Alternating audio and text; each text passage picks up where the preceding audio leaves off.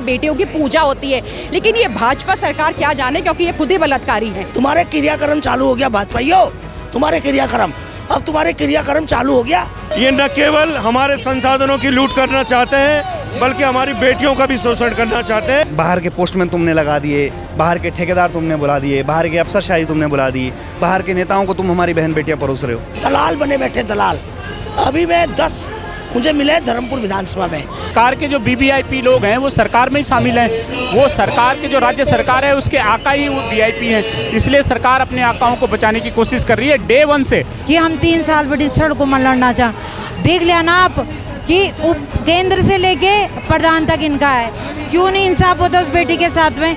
कभी कभी तो मुझे लगता है धामी भाई कहीं तू भी गया था क्या घूमने, बता तो जरा, क्यों नहीं सीबीआई जांच कराता, क्यों नहीं कराता भाई।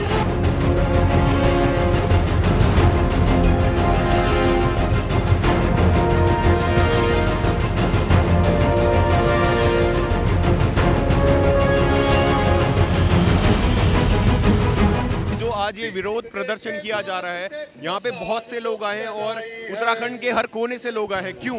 ये सर्वदलीय जो है आंदोलन है अंकिता भंडारी के जो असली हत्यारोपित हैं, जो जिसके पीछे ये पूरा षड्यंत्र हत्याकांड हुआ वो वीआईपी, उसके खुलासे को लेकर के आज ये आंदोलन है। और हमारा ये कहना है कि सरकार को चाहिए कि उस वीआईपी के नाम का खुलासा करे।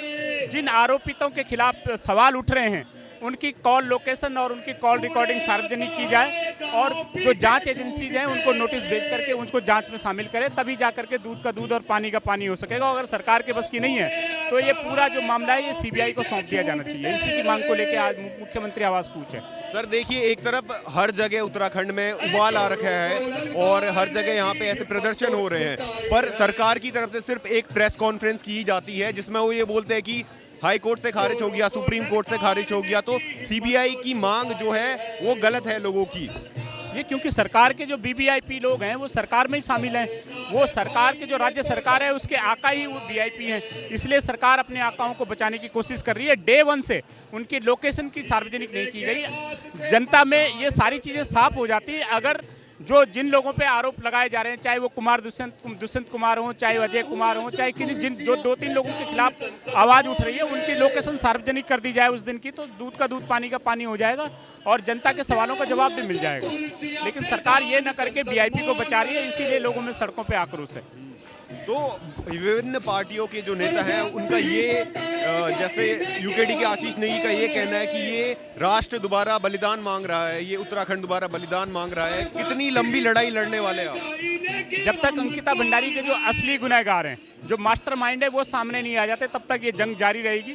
या तो ये सरकार रहेगी, या फिर अगर सरकार चाहती है कि इस मामले में जल्दी से जल्दी इस पूरे आंदोलन का पटाक्षेप हो, कोई हल निकले, तो सरकार को चाहिए कि जिन लोगों पे सवाल उठ रहे हैं उनको सामने लाए, उनकी लोकेशन उस दिन की सार्वजनिक की जाए और ये साफ किया जाए कि वो उस दिन वहाँ पर थे या नहीं थे।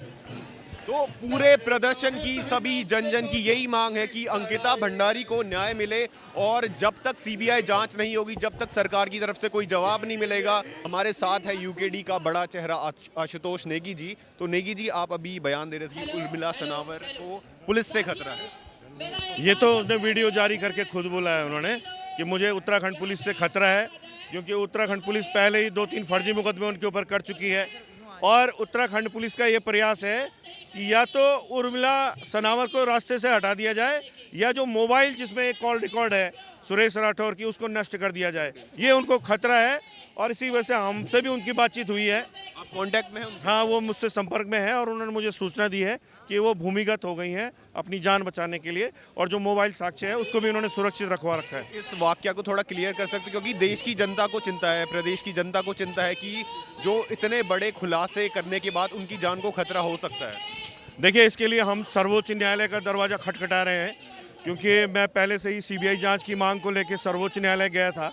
वहाँ से हमारी पिटीशन खारिज हो गई थी, लेकिन जो ये नए साक्ष्य आए हैं उसके आलोक में एक रिव्यू पिटीशन हम फाइल कर रहे हैं सुप्रीम कोर्ट में, और उस रिव्यू पिटीशन के माध्यम से उर्मिला सनावर को भी हम सुरक्षा दिलवाएंगे और वो जो एविडेंस है उसको भी सुप्रीम कोर्ट में जमा करेंगे, जिससे उसमें पुलिस कोई टैंपरिंग न कर सके। ये ठीक वैसा ही हो रहा है जैसे अंग्रेज लंदन से देश में शासन करते थे। अब ये जो नए अंग्रेज हैं ये गुजरात में बैठे हुए हैं, ये गुजरात से इस देश को चला रहे हैं और इनकी नीयत साफ नहीं है। ये न केवल हमारे संसाधनों की लूट करना चाहते हैं बल्कि हमारी बेटियों का भी शोषण करना चाहते हैं। ये बातें खुल के समाज के सामने आ गई है और मैं समझता हूँ कि बहुत बड़ा संदेश पहाड़ी समाज के लिए है कि अब भाजपा की सरकार को जो गुजराती व्यापारी हैं, जो गुजराती व्यापारी चला रहे हैं, उनके हाथ में नहीं जाने देना चाहिए। तो जैसे प्रदेश को 25 साल हुए हैं और हर जगह यहाँ पे ठेके खुले हैं, इतने वीआईपी रिजॉर्ट के नाम पे प्रदेश की बेटियों के साथ शोषण हो रहा है। देखिए ऐसा है कि ये हमारी उत्तराखंड क्रांति दल की यहाँ सरकार होती तो आज ये 25 सालों में प्रदेश की ये स्थितियाँ नहीं होती। राजधानी गैरसैंण होती। राजधानी गैरसैंण का मतलब ये होता है कि पहाड़ी क्षेत्रों में रोजगार होता, लोगों को पलायन नहीं करना पड़ता, पहाड़ी क्षेत्रों में बाग बगीचे होते। आज आप देख रहे होंगे कि रोज भालू और गुलदार की खबरें पहाड़ों से आती है, इसके अलावा कोई खबर नहीं आती। तो इसके जिम्मेदार हम हैं जो हमने राष्ट्रीय दलों की सरकारें यहाँ पे बनाई, लगातार बनाई, कभी कांग्रेस की बनाई, कभी भाजपा की बनाई, लेकिन उस दल ने जिसने हमें राज्य बनाया, जिसके पास पूरा विजन था, उसकी एक बार भी सरकार नहीं बनाई। इसका खामियाजा हम भुगत रहे हैं। तो आशीष नेगी जी का एक और बयान था, मैं वीडियो देख रहा था कि वो बोल रहे कि प्रदेश फिर से एक बलिदान मांग रहा है और वो बलिदान के लिए तैयार हैं। नहीं, कोई बलिदान नहीं मांग रहा है प्रदेश। अब आशीष ने किस कंटेक्स्ट में कहा होगा मुझे नहीं पता। इस समय बलिदान की आवश्यकता नहीं है, आपको केवल सत्ता परिवर्तन करना है। आप अपना वोट का सदुपयोग करिए, ईमानदारी से ठंडे दिमाग से सोच के मतदान करिए, उससे ही सब कुछ ठीक कर देंगे। हम लोग आएंगे तो जब हम पहाड़ की बेटी के लिए इतना बड़ा संघर्ष कर सकते हैं तो अपने बेरोजगार भाइयों के लिए क्यों नहीं करेंगे। आज भी तो हम मूल निवास, भू कानून, रोजगार हर मुद्दे पे लड़ रहे हैं, लेकिन जब हम सत्ता में आएंगे ही नहीं तो काम कैसे करेंगे बताइए। ये तो हम लड़ रहे हैं, ये कुछ लोग लड़ रहे हैं, लेकिन मैं दावे के साथ कह सकता हूँ कि इस एरिया का एक ऐसा तबका है जैसे जेनजी हो गए, उनको पता ही नहीं है क्या चल रहा है, कितना जरूरी है, क्या भू कानून है। देखिए जब देश आज़ाद हुआ था तो उसकी लड़ाई 1857 में शुरू हो गई थी, जब मंगल पांडे जी ने जो सुअर की चर्बी लगा हुआ कारतूस था उसे मुंह से खोलने से मना किया था। तो 1857 में वो लड़ाई शुरू हुई। देश आज़ाद हुआ 90 साल बाद। क्या पता आशुतोष नेगी भी मंगल पांडे हो। 90 साल बाद उत्तराखंड को आज़ादी मिले, अगर 90 साल बाद मिलेगी तब तक तो प्रदेश पूरी तरह से बर्बाद हो जाएगा। इतना गुस्सा है, अगर धामी भी मुझे मिल जाए ना इस बार, मैं भूल जाऊंगी कि वो मुख्यमंत्री है, भूल जाऊंगी। अभी तो धामी भाई कहती हूँ, धम्मू भाई सुन ले। और मैं कहना चाहती हूँ आप तमाम भीड़ देखिए, आज जनता आक्रोशित है, महिलाएं और गांव-गांव तक ये मैसेज जा रहा है, इनको पीटेंगी औरतें। आपके माध्यम से मैं कहना चाहती हूँ, ये जो गट्टुओं की सरकार है, वीआईपी कौन है, वीवीआईपी कौन है, सीबीआई जांच मैंने पहले भी कहा, अब भी कह रही हूँ, ये सीबीआई जांच नहीं कराएंगे, बिल्कुल नहीं कराएंगे। क्योंकि कभी कभी तो मुझे लगता है धामी भाई कहीं तू भी गया था क्या घूमने, बता तो जरा, क्यों नहीं सीबीआई जांच कराता, क्यों नहीं कराता भाई, क्या जाता है। मुझे तो डाउट होता है कभी घूमने राउंड मारने धामी भी ना गया हुआ। पूछो पूछो पूछो इससे, इस मुख्यमंत्री से पूछो। और मैं कहना चाहती हूँ, आज तमाम वीवीआईपी, वो वीआईपी कमरे में कौन जाता था, कौन जाता था। अभी कल मुझे एक छाया मैडम का फोन आया मुंबई से, तो इनका पहले कौन सा रुजु था, इनका प्रभारी, उसकी कहानी बताई थी, वो भी बहुत एक्स्ट्रा सर्विस उत्तराखंड में लेता था। ये सारे जितने एक्स्ट्रा सर्विस वाले हैं ना, इनके घंटे जो है ना, जो वो कह रहा है ना, एक घंटा घंटा घंटा, इनको सपने में भी घंटे नजर आ रहे हैं। ये घंटियों का प्रदेश है, ये मंदिरों का प्रदेश है। और इनको जो है ना कहता है कार्यक्रम, अबे कौन सा कार्यक्रम, तुम्हारे क्रियाक्रम चालू हो गया भाजपाइयों, तुम्हारे क्रियाक्रम, अब तुम्हारे क्रियाक्रम चालू हो गया। अब ये देखना, इस बार वोट की चोट मिलेगी इनको, और ये अंकिता को न्याय नहीं मिलेगा। पूरे देश से जाएंगे अब ये, पूरे देश में जिस तरह से इन्होंने राहुल जी को पप्पू बनाया, अब ये गट्टू पार्टी बनेगी पूरे देश में, पूरे देश में गट्टू पार्टी जी के नाम से जानी जाएगी भाजपा।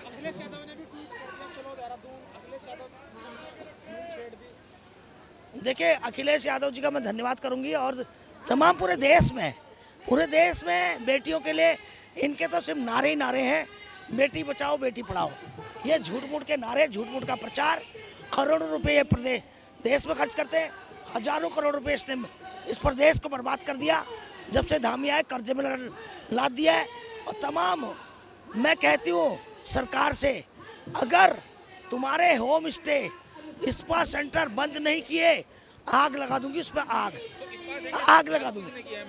भाजपा सरकार के जितने भाजपा के कार्यकर्ता हैं दलाल बने बैठे, दलाल। अभी मैं 10 मुझे मिले धर्मपुर विधानसभा में, ऐसी राजपुर रोड में है होम स्टे इस्पात सेंटर।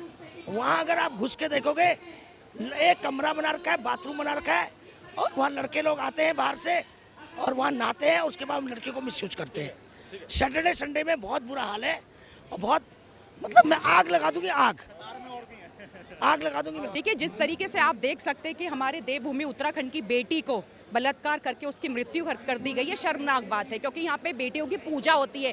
लेकिन ये भाजपा सरकार क्या जाने, क्योंकि ये खुद ही बलात्कारी है। भाजपा सरकार को अंदर इतना भी दम नहीं कि अपनी उत्तराखंड की बेटी को न्याय दिला सके। ये पुष्कर धामी जो अपने मुंह में दही जमा के बैठा है, ये किस तरीके का मुख्यमंत्री, अधिकार है ऐसे मुख्यमंत्री पे। और हम ऐसे मुख्यमंत्री को मुख्यमंत्री नहीं मानते जो अपने ही राज्य की बेटी की रक्षा न कर पाए।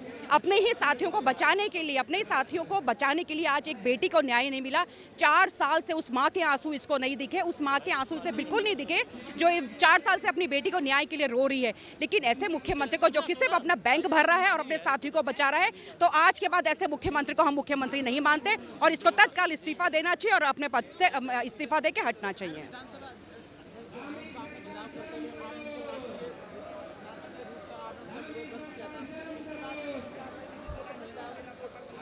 देखिए, भाजपा की जो महिलाएं हैं ना, मुझे लगता है उनको तो मुंह में दही जमी हुई है। वो तो उत्तराखंड की लड़कियां अपने आप को महिला बोलने के लायक भी नहीं है। वो उत्तराखंड की नारियां नहीं है, क्योंकि वो उत्तराखंड की बेटी को न्याय नहीं दिला पा रही है, जो उन्हीं के बीच की बच्ची है। लेकिन ये जो उत्तराखंड की जो जितने भी पदाधिकारी हैं, जितनी भी नेत्रियां हैं, सिर्फ अपने मुंह में दही जमा के बैठी और अपने ही साथी को बचाने का काम कर रही है, क्योंकि इनकी पूरी भाजपा बलात्कारी भाजपा है। बलात्कारी भरे पड़े हैं इनके पूरे के पूरे सिस्टम में। तो ये तो जाहिर सी बात है कि बचाएंगी। विपक्ष का ये कहना है, कांग्रेस का ये कहना है कि जिस इंटेंसिटी से ये सबूत मिटाए गए स्टार्टिंग से ही, जैसे रिजॉर्ट को तबाह करना था, बाकी सबूत और जो कॉन्वर्जेशन थी उनकी तरफ, जैसे उसकी और उसकी दोस्त की, अंकिता की दोस्त की कॉन्वर्जेशन थी, उसकी तरफ जांच ही नहीं की गई। तो विपक्ष का कहना है कि इसमें पूरी भाजपा पार्टी उत्तराखंड की संलिप्त है और अगर वो सीबीआई जांच कराती है तो पूरी पार्टी नीचे आती है। क्या कहना है आपका? देखिए, ये सत्य है।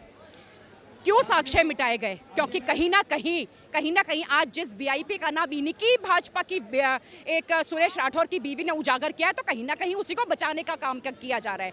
अगर वीआईपी कोई नहीं होता, आप कहते हो कि कांग्रेस मनगढ़ंत कहानियां बना रही है, तो क्यों साक्ष्य मिटाए गए? क्यों अंकिता के कमरे में और क्यों उस वीआईपी के कमरे में बुलडोजर रातों रात आग लगा दी गई? हमको तो नहीं मालूम क्यों लगाई है रातों रात। आप बताइएगा, क्यों साक्ष्य मिटाने की कोशिश की गई है? क्योंकि पूरी भाजपा इस पूरे के पूरे प्रकरण में सम्मिलित है और अपने ही इस दुष्यंत को बचाने के लिए आज ही भाजपा बिल्कुल मौन बैठी है और बिल्कुल चुपचाप से इनके मुंह में बिल्कुल दही जमी हुई है, क्योंकि ये बलात्कारियों को बचाया जा रहा है। आगे भी देख सकते हैं कि कितने लोग उत्तराखंड से आज अंकिता भंडारी को न्याय दिलाने के लिए सीएम आवास कूच करने जा रहे हैं। ऋषिकेश से आई हूँ। ऋषिकेश, आपको गढ़वाल समझ में आती है ना?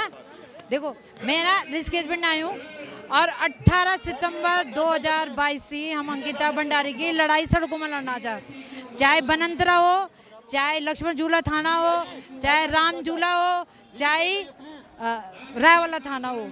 आज भी जय बच्ची का हाथ पीला होना चाह, वही माँ बाप आज भी दर की ठोकर चन खाना, आज तक न्याय नहीं मिला।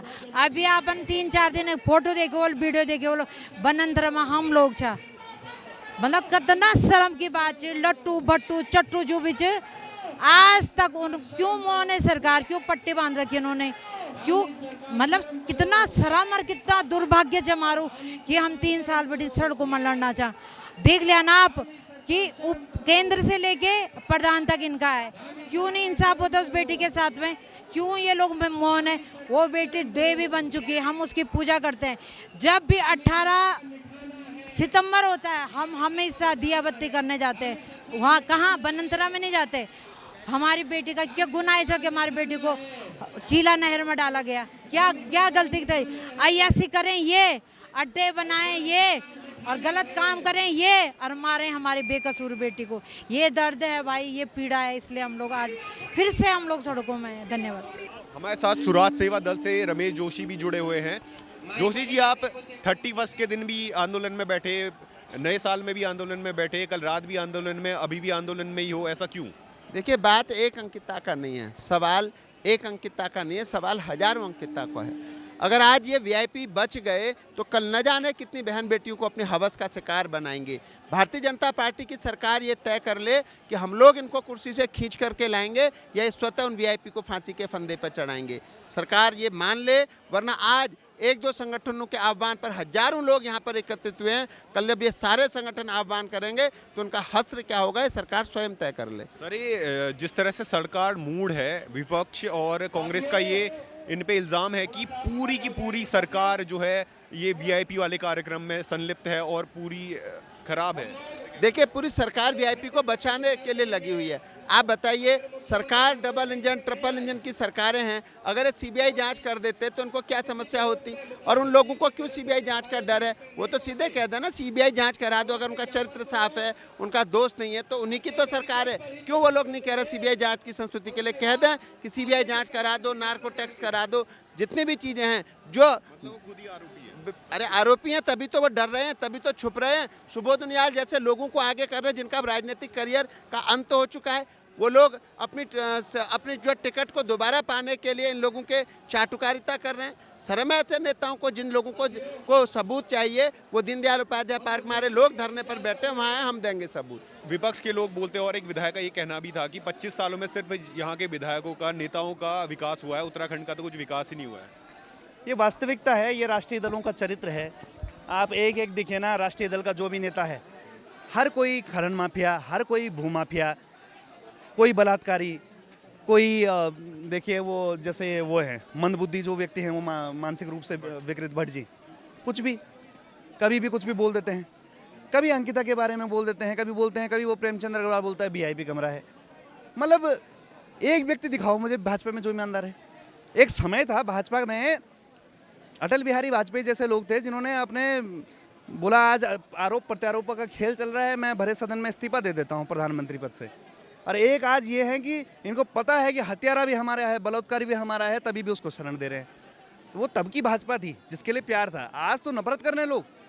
ऐसा ही चलता रहा तो एक एक कार्यकर्ता को रोष न झेलना पड़े रास्तों में। भाजपा का झंडा जो है वो इस तरह से बदनाम हो चुका है कि उस पर बलात्कार के भी आरोप हैं, उन्नाव के आरोप हैं, उस पर अंकिता के आरोप हैं, और धामी जी ने खनन का कर रखा है, खनन प्रेमी नीतियां बना रखी हैं। कोई बाहर के पोस्टमैन तुमने लगा दिए, बाहर के ठेकेदार तुमने बुला दिए, बाहर के अफसरशाही तुमने बुला दी, बाहर के नेताओं को तुम हमारी बहन बेटियां परोस रहे हो। तो अगर ये टेक्निकल टर्म्स में, जैसे गैरसैंण को राजधानी बनाने का, नेता चेंज करने का, या फिर पहाड़ के नेता बनाने का, इन टेक्निकल टर्म्स में ना फंस के ये देखिए कि ग्राउंड में क्या हो रहा है। आज मैं ये दावे के साथ कह सकता हूँ कि यहाँ पे जो युवा है वो नशे में लिप्त है, और यहाँ पे जितने भी युवा नहीं है, एक वर्ग पूरी तरह मूड है कि प्रदेश में चल क्या रहा है। ये पूरा साजिश रची जा रही है एक तरह युवाओं को गलत डायरेक्शन में ले जाने की। ये ऐसा विपक्ष का कहना है। देखो, ऐसा है कि पहले तो भाजपा और कांग्रेस कभी उत्तराखंड के समर्थक नहीं थे, वो विरोधी थे। ये चाहते थे कि उत्तराखंड बने ही ना। अब मैंने अटल बिहारी वाजपेयी का नाम लिया, उन्होंने ये भी बोला था कि उत्तर प्रदेश का मुकुट है उत्तराखंड, हम अलग नहीं होने देंगे। और कांग्रेस के एनडी तिवारी ने बोला कि मेरी लाश पे बनेगा उत्तराखंड। पर हम थे जिन्होंने नारा दिया कोदा झंगोरा खाएंगे, उत्तराखंड बनाएंगे, और बनाया हमने। आज जितने भी है ना, ये हमारी वजह से हैं। उत्तराखंड जहाँ पे नाम है वो हमारी वजह से, हमारे देन है। जिसकी वजह से राज्य बना, उसकी सरकार तो आई नहीं। पर ये जो मुख्यमंत्री है भाई, अगर हम राज्य नहीं बनाते तो कहाँ का मुख्यमंत्री रहता? प्रधान बनने की हैसियत नहीं थी इनकी, जो विधायक सांसद बन के बैठे हुए। हमने बनाया है, ठीक है। हमें अब हमारा नेता था हल लगाने वाला, हमारा नेता था पत्थर फोड़ने वाला। हमारे पास वो 25,000 महिला मंगल दल को देने के लिए नहीं था, वो युवाओं पे शराब की पेटियां पहुंचाने के लिए नहीं था। तो हम पिछड़ गए चुनाव में। ऐसा पिछड़े, फिर इनकी मीडिया भी, इनकी प्रिंट मीडिया भी, फिर इनके चलते रहे वो कार्यक्रम चूड़ाक्रम में पहुंचने वाला, शादियों में पहुंचने वाला। हमारा विचार तो अब जाके, जब आप लोग जब सहयोग कर रहे हैं सोशल मीडिया, हम अब जाके पहुंच पा रहे हैं पहाड़ की कंदराओं में कि हम कौन हैं, हमने क्या किया। रो रहे हैं लोग कि तुम कहाँ थे, आज तक कहाँ थे। मैं भ्रमण करके आया हूँ 32 बूथों का, जहाँ पे पहाड़ की कंदराओं में हम गए। लोगों ने बोला कि आज तक इतने नेता आ गए, पर ऐसी बात जल जंगल जमीन के अधिकार की, राजधानी गैरसैंण की, कभी किसी ने समझा ही नहीं। जो आया उसने लूटा, जो आया उसने झूठे वादे किए। हमारे लोगों को इतना लाचार कर दिया है कि शिक्षा के लिए भी पलायन करो, स्वास्थ्य के लिए भी पलायन करो, रोजगार के लिए भी पलायन करो। राजधानी गैरसैंण होती ना तो एम्स जैसा अस्पताल वहाँ होता, वहाँ से पिथौरागढ़ वाला भी इलाज कराने आता है और ये पौड़ी से भी आता है इलाज कराने। ये प्रदेश इसलिए नहीं बना था कि यहाँ पे यूपी वालों का इलाज हो, यहाँ पे बिहार वालों का इलाज हो। अरे हमारे लोग रास्ते रास्ते मर जाते हैं।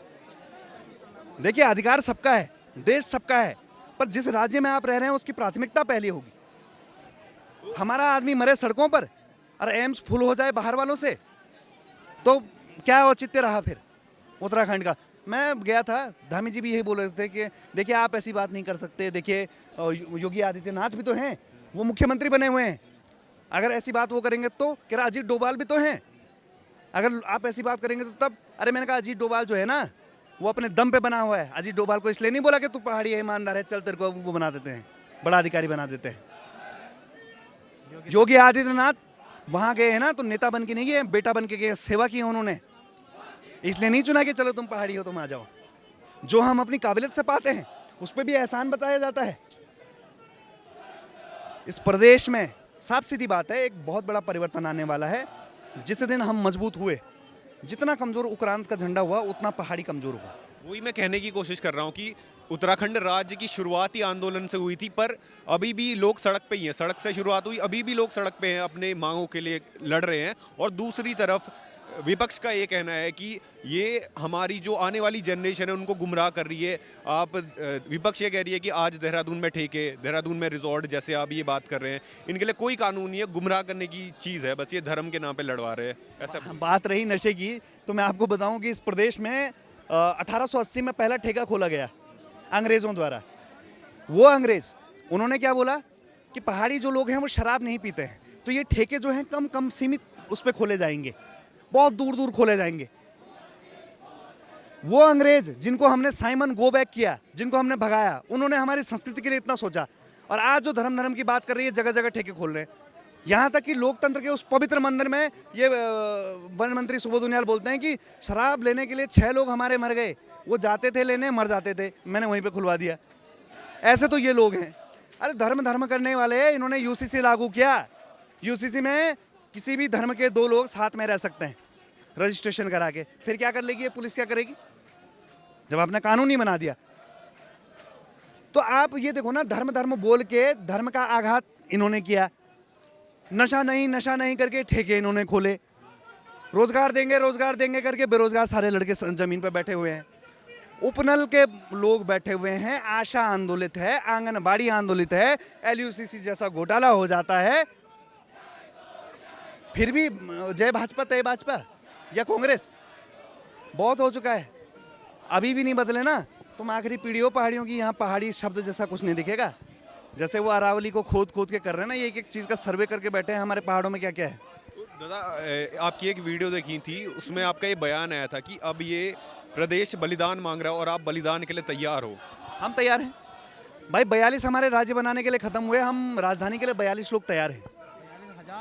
हम मूल निवास भू कानून के लिए तैयार हैं। देखो, अगर ये प्रदेश बलिदान मांग रहा है तो हम बलिदान के झंडे वाले हैं। हमारा नैतिक कर्तव्य है कि हम जब ये प्रदेश पुकारेगा हम खत्म होंगे इस प्रदेश के लिए। हमारा निस्वार्थ प्यार है इस जमीन से, हमारा निस्वार्थ प्यार है इस उत्तराखंड से। जब बलिदान मांगेगी ये भूमि, एक एक उक्रांत का सिपाही, हमें खून बहाना आता है, हम खून बहाएंगे अपना। तो 27 को लेके कैसा देखा है आपने, क्या होने वाला है? 27 के लिए जो है, मैं युवाओं को भी बोलता हूँ जो यहाँ पे जैसे नारेबाजी कर रहे हैं, धक्का मुक्की कर रहे हैं, अरे झंडा पकड़ो, घर घर चलो, झंडा पकड़ो, बूथ मजबूत करो, झंडा पकड़ो, विधानसभा घूमो। ये इस तरह का रोष अगर हो तो ऐसा हो कि सत्ता की नींव हिलाओ। पकड़ो ना झंडा, मुझे फोन करके क्या होगा, मेरे साथ फोटो खींच के क्या होगा, मुझे ये समझ नहीं आता है। अरे उठाओ झंडा, मेरे पास भी वही विचार, तुम्हारे पास भी वही विचार, पहुंचाओ गांव गांव। आप 1000 की संख्या में हो, 1000 बूथ पे जाओ, बूथ मजबूत करो, समय दो, विचारधारा, विजन डॉक्यूमेंट समझाओ, परिवर्तन करो। आप बहुत योग्य हैं, आप में बहुत काबिलियत है, आप सत्ता को बदल सकते हैं, पर आपका प्रण जो है मजबूत होना चाहिए। 2027 में कितनी सीटों पे लड़ेंगे? पूरी 70 सीटों पे लड़ेंगे, पूरी 70 सीटों पे लड़ेंगे। 11,600 बूथों पे हमारे युवा बूथ अध्यक्ष होंगे। मेन बॉडी के तो होंगे, उससे पहले युवा बूथ अध्यक्ष होंगे। और ज़बरदस्त तरीके से लड़ेंगे हम। हमें ऐसा नहीं है, आप ये मत सोचिएगा कि हमें हरिद्वार से समर्थन नहीं है। हरिद्वार का भी जो नारसन का जो व्यक्ति है ना, वो खुद परेशान है कि भाई मेरे गांव में पोस्टमैन हरियाणा का आ गया। नारसन का भी तो था, कह रहा ठेकेदार भी बाहर का, भाई साहब एसडीएम भी बाहर का है। जो हमने लाइन दी है नारसन से मलारी, नीतिमाना से धारचूला, वो हमारा संदेश पहुंच चुका है कि हमारी कोई ऐसी संकीर्ण क्षेत्रवाद वाली लड़ाई नहीं है। हमारी जो विचारधारा है वो व्यापक है, खूबसूरत है। डाइवर्सिटी को हम जिंदा रखने की बात कर रहे हैं, लोकतंत्र की हम बात करते हैं, संवैधानिक तरीके से हम लोग लड़ाई लड़ रहे हैं। और निश्चित तौर पे हम दिन ब दिन, आप ये युवाओं का हुजूमर जो झंडे देख रहे होंगे, आपने आज से पहले इस तरह का नहीं देखा होगा। फिर से वही सवाल पे आता हूँ, बहुत सारा वर्ग ऐसा है जिसको ये रेवोल्यूशन नहीं लगता है, जिसको बस ऐसा लगता है कि आप सत्ता के लिए लड़ रहे हैं। उनको ये नहीं लगता है कि ये एक बहुत बड़ा संघर्ष है। उनको खाली बाहर की तस्वीर दिखती है। उनको क्या संदेश देना चाहेंगे? देखो, जिस दिन राजधानी गैरसैंण बन जाएगी, मूल निवास भू कानून, जल जंगल जमीन का अधिकार मिल जाएगा, ठीक है, उस दिन मैं तो क्या, मेरी 10 पीढ़ी चुनाव नहीं लड़ेगी। इससे बड़ा राजनीतिक त्याग कोई कर सकता है? हम त्याग, तपस्या, बलिदान वाले हैं। हमारी लाइन ही त्याग से शुरू होती है। ये आज भी बीजेपी कर दे, मैं दावे से कह रहा हूं, मैं क्या, मेरी 10 पीढ़ी चुनाव नहीं लड़ेगी। हम घर बैठ जाएंगे। हमें राजधानी गैरसैंण चाहिए, मूल निवास भू कानून चाहिए, स्वास्थ्य, शिक्षा, रोजगार में प्राथमिकता केवल पहाड़ी की चाहिए, व्यापार ठेकेदारी में पहाड़ी चाहिए, जल जंगल जमीन का अधिकार चाहिए। हम सतत एक तरफ उत्तराखंड उबल रहा है ऐसे आंदोलनों से, और दूसरी तरफ सिर्फ एक प्रेस कॉन्फ्रेंस होती है जिसमें ये बोलते हैं कि हाई कोर्ट ने खारिज कर दिया, सुप्रीम कोर्ट ने खारिज कर दिया। तो ये मांग गलत है, और उन्हें जो एविडेंस लाए हैं, जो लोग जो रिकॉर्डिंग वायरल हो रही है, उनको भी अनएथिकल बता रहे हैं और बोल रहे हैं कि जांच की मांग गलत है। इस पे क्या कहेंगे? अब ये तो जनता भी तय कर सकती है, बता सकती है कि कितनी जायज़ है। अब उस बेटी का नाम, उस बेटी के जो वीआईपी का नाम उजागर हो चुका है, उस पर भी अगर ये लोग इस तरह की बात कर रहे हैं तो बेहद शर्मनाक है, बहुत शर्मनाक है। और ये पता लग रहा है कि भाजपा किस तरह से बचा रही है अपने लोगों को। और जो ऋषिकेश की घटना हुई थी, पथराव हो गया था लोगों के बीच में, और वन भूमि की जो मामला था, उस पर क्या कहेंगे आप? उस पर हमारे जो निर्दोष लोग हैं, जिन्होंने पत्थर चलाए भी नहीं, वो जेलों में डाल रखे हैं। इनकी आदत है यूकेडी का दमन करने की, पर इनको ये नहीं पता जितना हमारा दमन करते हैं हम उतना उभर के सामने आते हैं।